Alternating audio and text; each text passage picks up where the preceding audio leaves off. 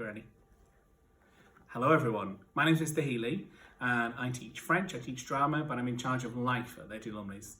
Now, life as a subject means we look at all of the skills that involve kind of getting you ready and helping you cope with being a teenager, so that it means that once you leave Lady Lumley's, you're ready to enter the big wide world.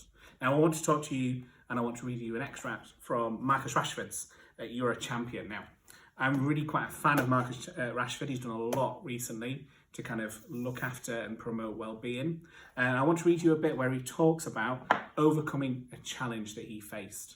One of the things that we look at in PSHE and life is how we overcome certain challenges. When I was at primary school, I used to get really nervous whenever I had to read out loud to the rest of the class. I was okay at reading to myself in my head, where I could make funny voices and imagine far-off worlds.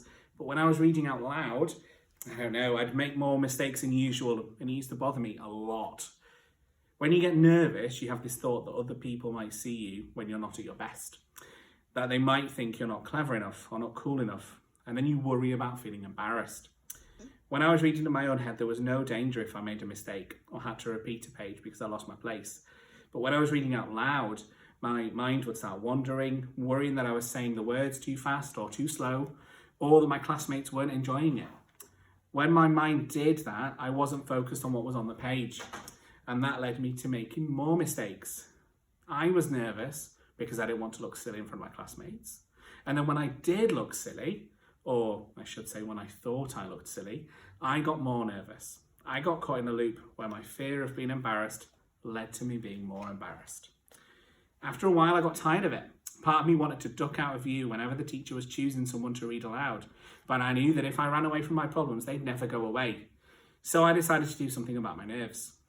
I realised that there were 2 positive steps I could take to get over my stage fright, which I would have to do to tackle piece by piece.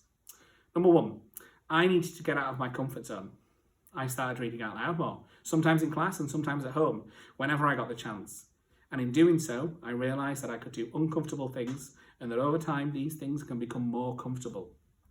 Number 2, I started listening more closely to my classmates when they were reading out loud.